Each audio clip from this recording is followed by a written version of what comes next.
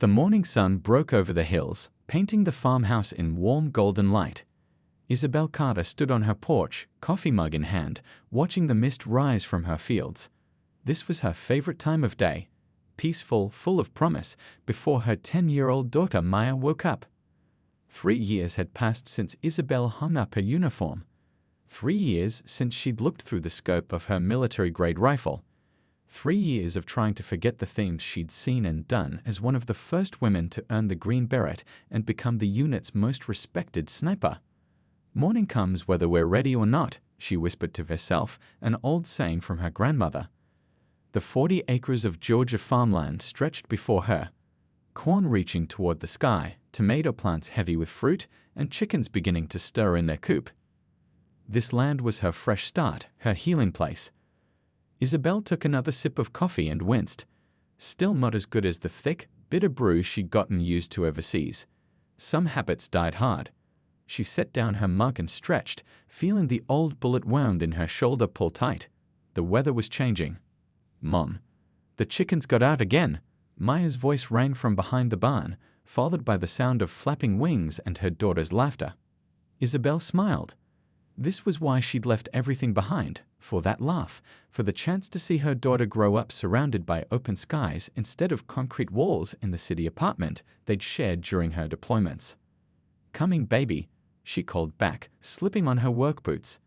As she rounded the corner, she saw Maya chasing a particularly stubborn hen, her dark braids bouncing with each step. Maya had her father's eyes, warm brown with flecks of gold. He'd never come home from his last tour, killed by an IED 3 days before he was scheduled to return. Sometimes Isabel caught herself looking for him in their daughter's expressions, the way she tilted her head when confused, how she crossed her arms when standing her ground. "Got her," Maya announced triumphantly, cradling the chicken. "She wants to be free, Mom." "Don't we all?" Isabel replied, helping her daughter return the bird to the coop. "But sometimes safety matters more than freedom." She locked the gate securely. Later that morning, after dropping Maya at the rural school 10 miles down the road, Isabel walked her property line. Old habits. Always check the perimeter. Look for changes, disturbances, anything out of place. The neighbors thought she was just being thorough. They didn't know about the nightmares that still woke her, the way she could assemble her hidden rifle in under 30 seconds blindfolded, or how she'd mapped every possible defensive position on her land. To them, she was just Izzy, the hard-working single mom who sold organic vegetables at the weekend market and made the best apple pies in 3 counties. The quiet woman who kept to herself, but always showed up when someone needed help with a barn raising, or when old Mr. Thompson's tractor broke down again. As she reached the eastern fence line, Isabel noticed tire tracks that hadn't been there yesterday, wide, deep treads that didn't match the tractors or trucks common in these parts. City vehicles. Someone had driven up close, stopped, watched, then left.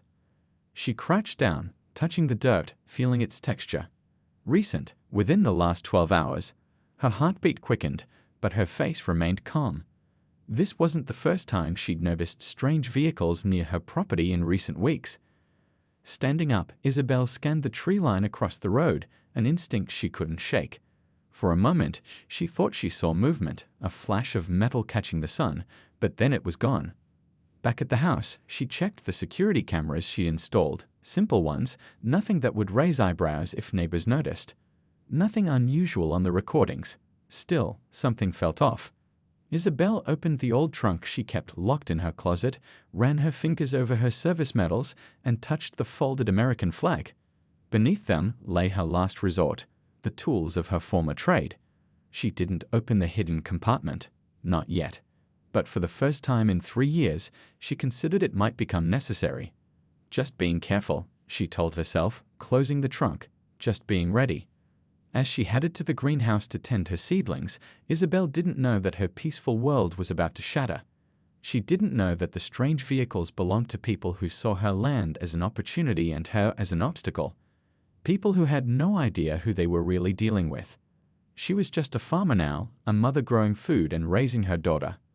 Until she needed to become something else again. Victor Rodriguez tapped his expensive leather boot against the dirt road as he looked out over the rolling farmland. The valley spread before him like a green ocean, dotted with farmhouses and barns. From the hilltop where he stood, he could see at least 6 properties, including the Carter woman's farm with its neat rows of vegetables and that ridiculous purple-painted barn. "Beautiful country," said the man beside him, a local real estate agent who had no idea who he was really dealing with. "Soil's good, water's plentiful, weather's favorable most of the year." Victor nodded, his eyes hidden behind dark sunglasses. "And the owners? Tell me about them again." The agent flipped through his papers, mostly old-timers. "Been farming here for generations. The Johnson place sold last month. Owner got sick, kids didn't want to take over. The Miller farm is in foreclosure. The Thomas place might go on the market soon, their youngest just left for college. And that one," Victor pointed to Isabel's farm. "The Carter place? That's newer. Owner moved in about 3 years ago. Single mom, 1 daughter. Keeps to herself, but her farm's doing well. Organic produce. Got some kind of veteran's loan to buy it, I think." Victor smiled. "Perfect. These were exactly the kind of people his organization could easily push out." The Scorpion crew had been moving out from Atlanta for the past year, buying up rural properties, converting them to grow operations, and using the isolated locations to set up distribution points. Farmers were struggling these days. Most would take his money and walk away, no questions asked. "Let's pay Ms. Carter a visit," Victor said, walking back to his shiny black SUV. Isabel was teaching Maya how to check the fave levels in the soil when she heard tires on the gravel driveway. She straightened up, wiping her hands on her jeans. "Go inside and start your homework, baby," she said, keeping her voice casual. "But Mom." "Now please." Something in Isabel's tone made Maya obey without further argument. 2 vehicles pulled up, a black SUV that screamed money and trouble, and a more modest car Isabel recognized as belonging to Tom Wilson, a local real estate agent. 3 men got out. Tom looked nervous. The other 2 moved with a confidence that Isabel recognized immediately. Street soldiers.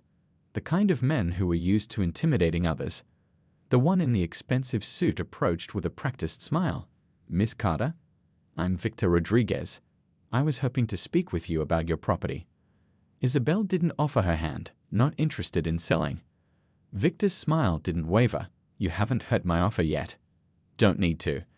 Isabel stood her ground, mentally calculating the distance to the house, where she kept a shotgun for farm use. "Legal. Registered. This land isn't for sale." Victor took off his sunglasses, revealing cold eyes that assessed her as if measuring her worth by the pound. "Everyone has a price, Miss Carter, especially single mothers trying to make it on their own."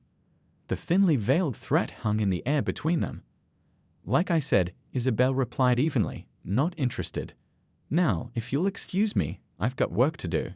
She turned and walked back toward her greenhouse, feeling their eyes on her back. She'd faced down warlords in Afghanistan. These men didn't scare her, but they did concern her.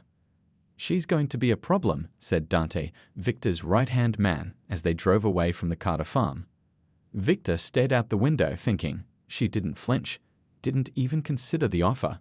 "Want me to send some boys back tonight? Scare her a little?" Victor considered it. They'd used that approach before with stubborn holdouts. A few broken windows, slashed tires, threatening messages spray-painted on walls usually worked. "Not yet," he decided. "Let's try money first. Real estate guy says she's got loans. Offer more. Everyone has a price." But a week later, after Isabel had turned down an offer that was double what her farm was worth, Victor's patience ran out. "She's hiding something," he told Dante as they sat in his office above the nightclub he used as his city headquarters. "Nobody turns down that kind of money unless they've got a reason." "Maybe she just loves her farm," Dante suggested. Victor laughed. "Nobody loves dirt that much. No, there's something on that land she doesn't want us to find. Or she's working with someone. Cops maybe." He tapped his fingers on his desk, a habit when he was thinking. The Carter farm was perfect. Isolated but with good road access, large enough for their needs, with outbuildings that could be easily converted. "Send 2 of our newest boys tonight," he finally decided. "Tell them to damage some equipment. Nothing major. Just a message." Dante nodded. "And if they run into trouble?" Victor smiled coldly. What trouble could there be? It's just a woman and a little girl. He had no idea how wrong he was. The night wrapped around Isabel's farm like a thick blanket. No moon, no stars, just the kind of darkness that swallows everything. Perfect for what was coming. Isabel sat at her kitchen table, a cup of tea growing cold beside her. Maya had been asleep for hours, tucked safely in her bedroom, with the handmade quilt Isabel's mother had sewn before she passed. Something was off. Isabel felt it in her bones, the same feeling she used to get before missions went sideways. She'd spent the day checking and double-checking her property, noticing small things out of place. A gate left slightly ajar, tire tracks by the back field, a missing padlock on the tool shed. Someone had been watching, studying, planning.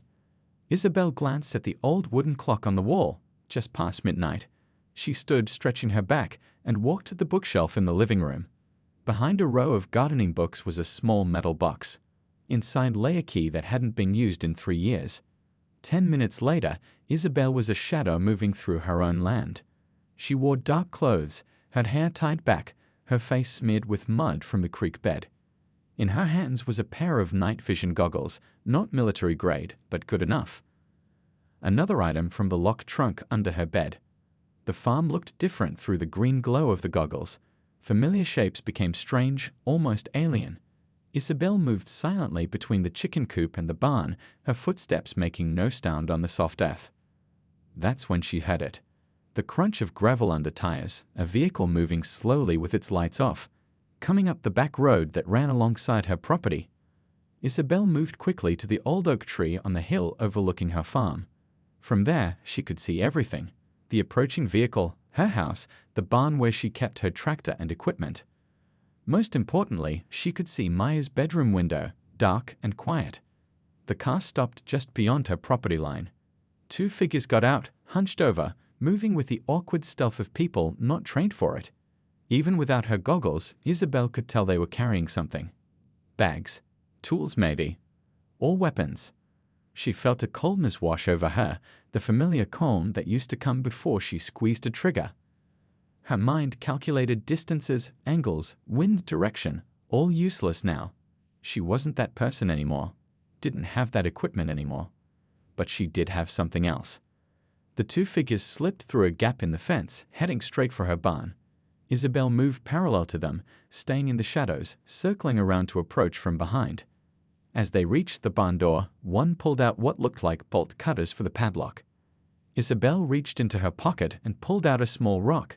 With practiced precision, she threw it hard against the metal siding of the chicken coop 30 yards away. The sound rang out in the quiet night. Both figures froze, then turned toward the noise. "Check it out," one whispered to the other. "I'll get this open." The smaller figure moved toward the chicken coop, while the other continued working on the padlock. Isabel waited until they were separated, then moved. She was behind the man at the barn door before he knew what was happening. One hand covered his mouth, the other pressed something cold against his neck. "Don't move," she whispered, her voice barely audible. "Don't speak." It wasn't a gun against his neck, just the metal handle of her garden shears, but he didn't know that. His body went rigid with fear. "You're on private property," Isabel continued, her mouth close to his ear. "Whatever you were paid to do, it's not worth what's about to happen." The man tried to turn his head to see who had caught him, but Isabel kept her grip firm. "Your friend is coming back," she said. "When he does, you're both going to walk back to your car. You're going to drive away. And you're going to tell whoever sent you that this farm is protected." In the distance, the second figure was returning, having found nothing by the chicken coop. "Hey, you get it open yet?" he called softly. Isabel pressed the metal harder against the man's neck. "Tell him everything's fine. Tell him to come help." The man swallowed hard. "Yeah, almost," he managed to say, his voice only slightly shaky. "Come give me a hand." As the second figure approached, Isabel moved like a ghost, releasing the first man and disappearing into the shadows beside the barn. The second man never saw what happened next. From 400 yards away, on the hill overlooking her property, Isabel's rifle cracked once. The sound split the night like thunder. The bullet hit the dirt between the 2 men, sending up a spray of soil. Both men ran, stumbling over each other in their panic to reach their car. Tires squealed as they sped away down the dark road. Isabel lowered the rifle, her heart pounding in her chest. A warning shot, nothing more. But they would tell Victor what happened here tonight. They would tell him the farm wasn't as unprotected as he thought. And that was exactly what she wanted. Victor slammed his fist on the dashboard, his face tight with anger. What do you mean she was waiting for you? It was the middle of the night. The two men in the back seat couldn't look him in the eye. They'd returned to the city with nothing to show but fear in their eyes and a wild story that made no sense. "Boss, I swear," said the taller one, his voice still shaky. "Someone caught me from behind." Then there was a shot, came out of nowhere. "One shot," Victor repeated, his voice dangerously quiet. "From a farmer, a woman farmer." The second man nodded quickly. "Had to be a rifle. Professional shot too, hit right between us, like a warning." Victor turned to Dante in the driver's seat. "What are we missing here? Who is this woman?" Dante shrugged. "Maybe she has help. A boyfriend we don't know about. Or maybe she just got lucky." Victor stayed out the window at the city lights. Something wasn't adding up. He pulled out his phone and dialed a number. "I need everything on Isabel Carter," he said when someone answered. "Military records, bank statements, phone calls, everything. By morning." He hung up and turned to his men. "We're done playing nice. That farm will be mine by the end of the week." Isabel woke Maya before sunrise. "We're going on a little trip, baby."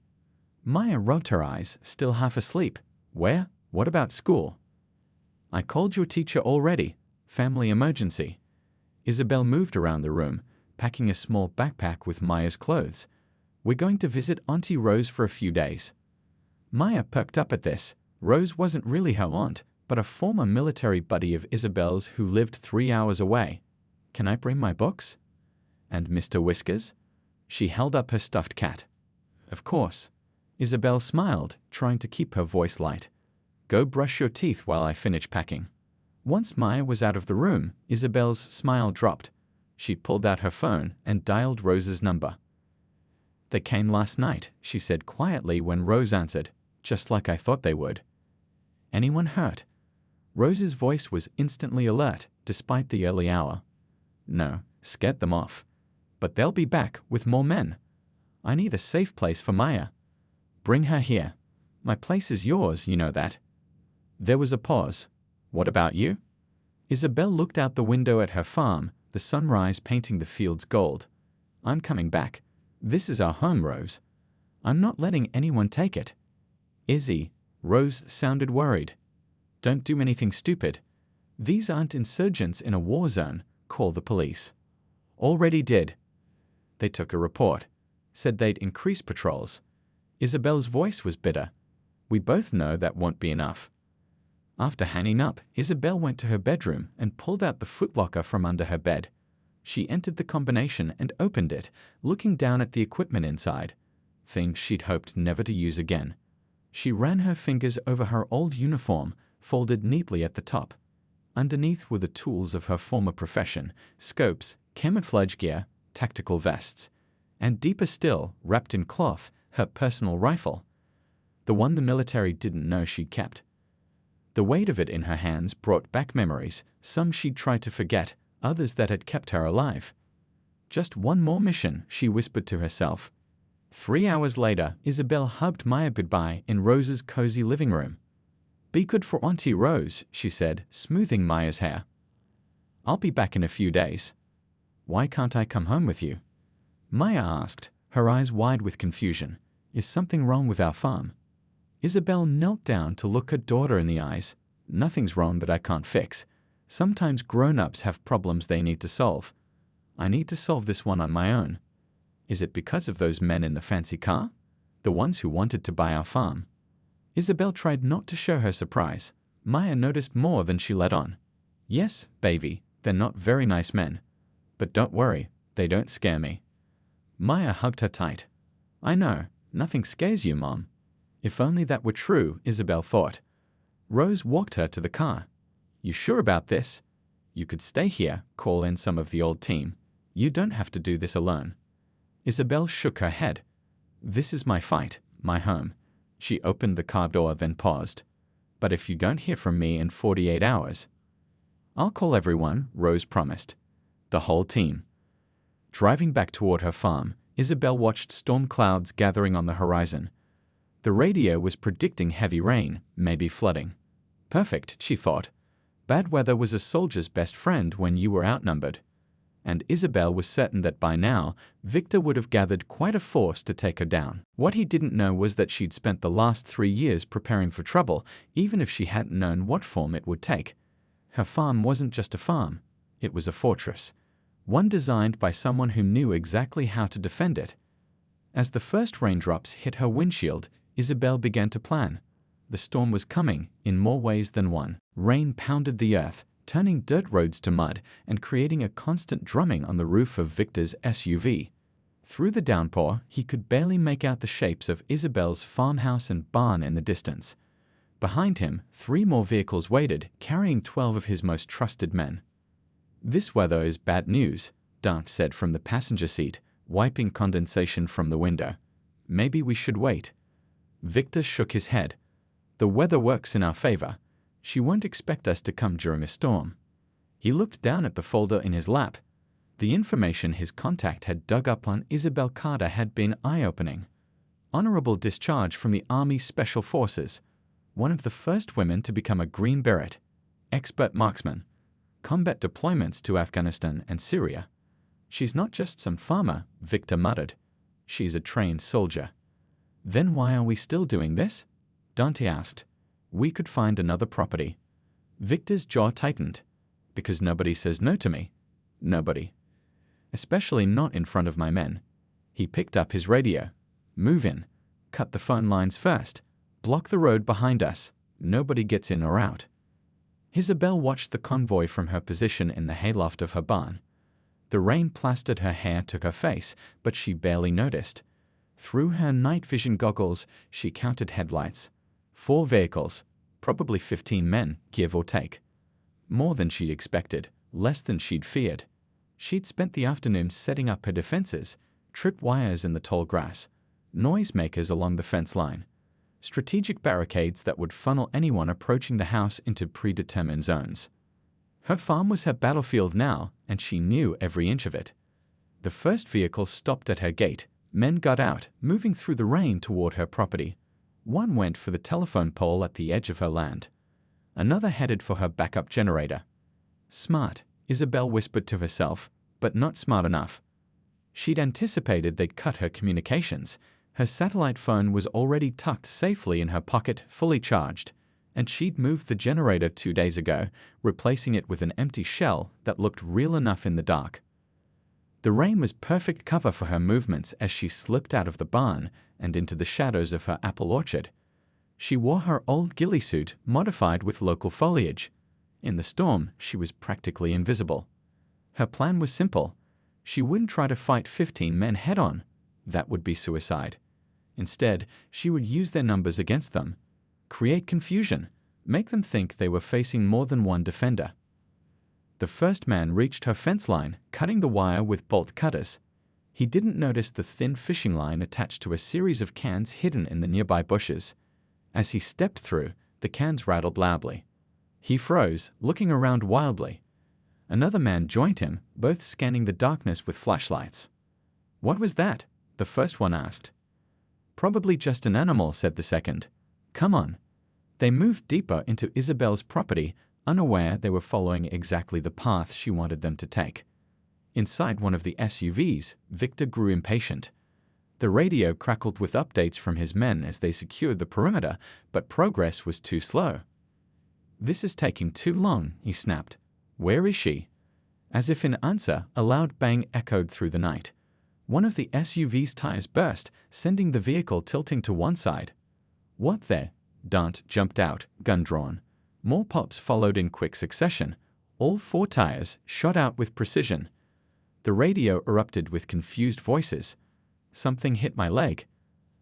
"I can't see anything." "There's someone in the trees." Victor grabbed the radio. "Stay calm. It's just one woman." Another voice broke in, high with panic. "There's tripwires everywhere. Mike's down."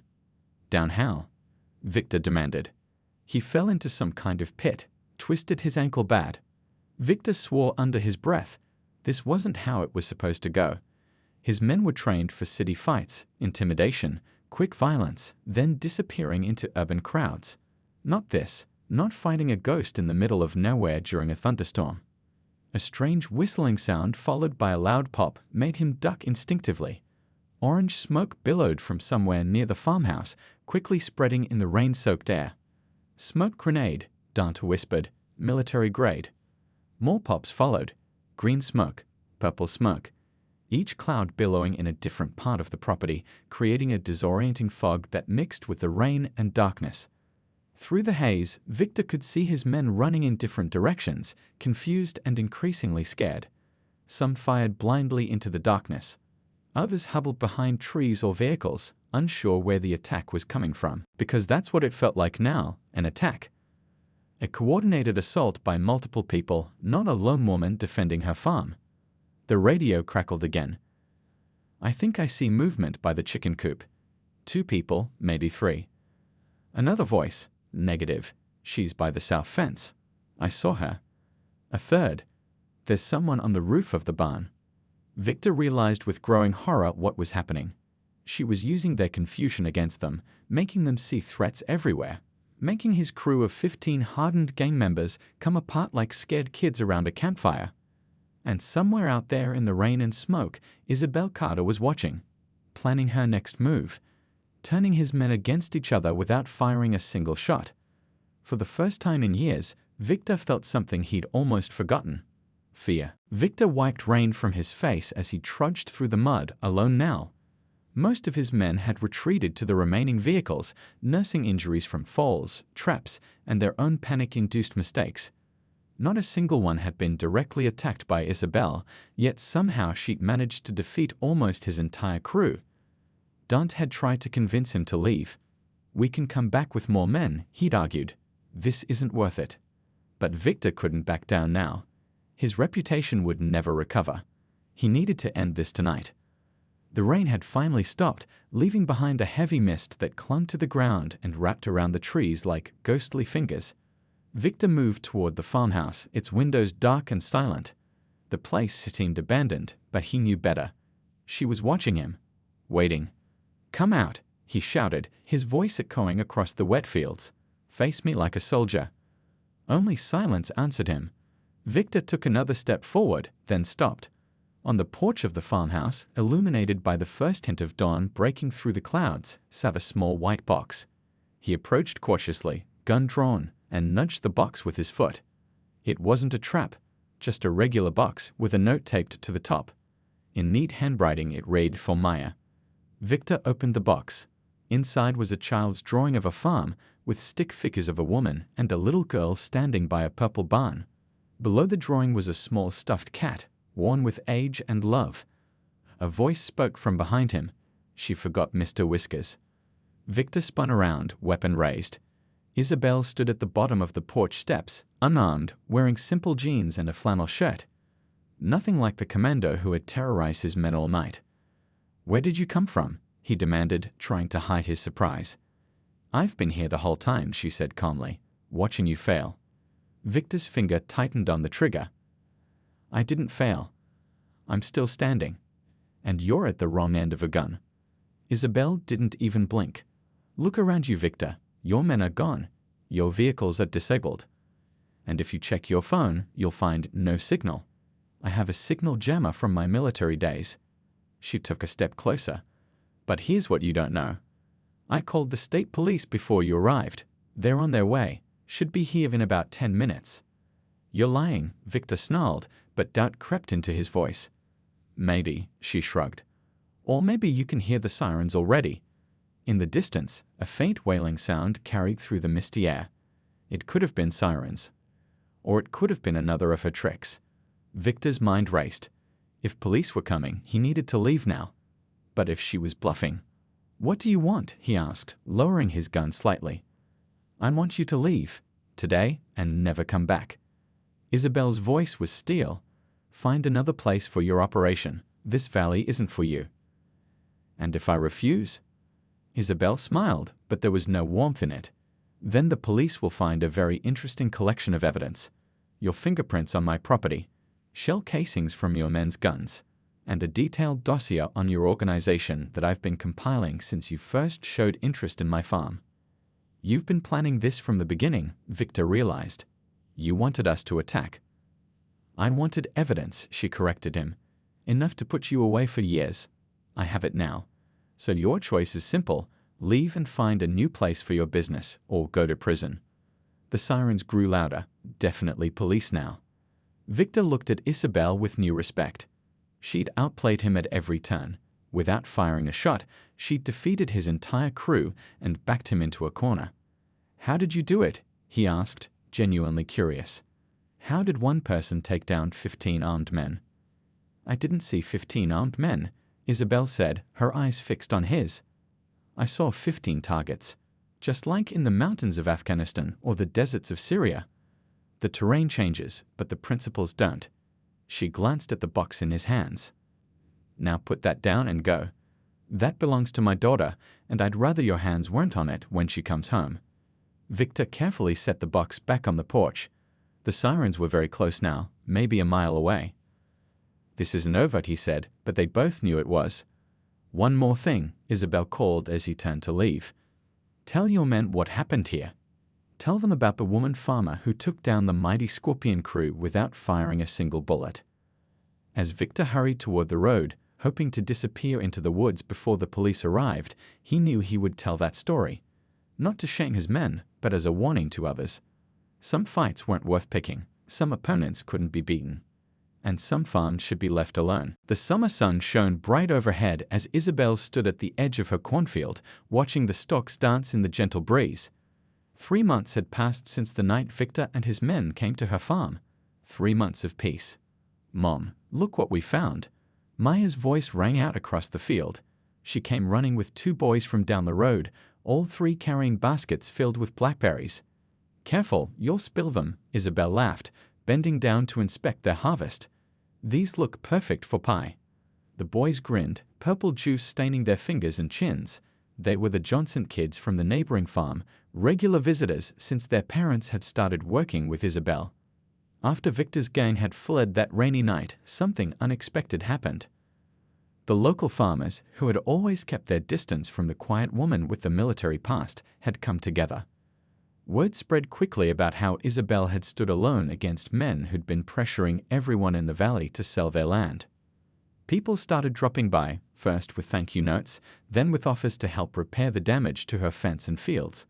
Soon, they were bringing their children to play with Maya, sharing meals, and eventually proposing a farming cooperative. Can we help make the pies?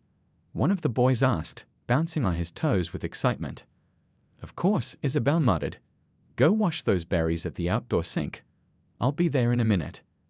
As the children ran off toward the house, Isabel took a moment to look around her property. The barn had a fresh coat of purple paint, Maya's favorite color.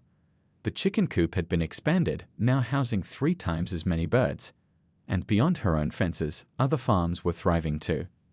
The police had found enough evidence that night to start an investigation into Victor's organization. Within weeks, several local officials were under investigation for taking bribes. Property records were reviewed, revealing how the gang had pressured or tricked other farmers into selling their land. Some of those sales were now being reversed by the courts. Rose pulled up in her old pickup truck, waving as she parked by the house. Since that night, she'd become a regular visitor, often staying for weekends to help with the farm and spend time with Maya. How's our local hero? Rose called, walking over with a box of fresh donuts from town. Isabel shook her head, smiling. Still not a hero, just stubborn. Tell that to everyone in town. They're still talking about the single mom who took down a whole gang without firing a shot. The story had grown with each telling, of course. Some versions had Isabel single-handedly fighting off 20 armed men. Others claimed she'd used her special forces training to become invisible in the night. None were quite accurate, but Isabel didn't bother correcting them. The truth was enough for her. Got a surprise for you, Rose said, nodding back toward her truck. Come see. In the truck bed was a stack of wood and metal posts, a sign. The cooperative voted, Rose explained. They want to make it official. Isabel ran her hand over the unfinished wood. The local farming cooperative had been her idea, but she never expected to lead it. Yet somehow, that's what had happened. Farmers who had been struggling alone found strength together, sharing equipment, knowledge, and market access. Valley Strong Farms. Isabel read the painted letters. Seems fitting. Later that evening, after the pies had been baked and the Johnson boys had gone home, Isabel sat on her porch with Rose. Maya was inside, getting ready for bed. "Ever miss it?" Rose asked quietly. "The old life." Isabel thought about the adrenaline, the sense of purpose, the brotherhood of soldiers who understood her completely. Then she looked at her farm, at the life she'd built. "Sometimes," she admitted, "but then I remember why I left. To build something, not just protect or destroy. To give Maya roots." The screen door creaked as Maya came out in her pajamas, clutching Mr. Whiskers. "Mom, can you tell me a story tonight?" "Sure, baby. What kind of story?" Maya climbed onto her mother's lap, yawning. "Tell me about when you were a soldier." "The good parts." Isabel exchanged a look with Rose. That never told Maya exactly what happened the night of the storm. She knew there had been bad men and that her mother had made them go away, but not the details. Some stories weren't for children's ears. "How about I tell you about the time your mom and I got lost in the mountains and had to build a snow shelter?" Rose suggested. Maya nodded eagerly, settling in to listen. As Rose began the story, edited for young ears but still true in its heart, Isabel looked out over her land in the gathering darkness. Somewhere out there, the borders of her property met her neighbors' farms, the lines between them becoming less important with each passing day. She had come here seeking peace and found it, though not in the way she expected. Not in isolation, but in community. Not in forgetting her past, but in using it to protect what mattered. Her farm, her daughter, her new mission, the most important one of all.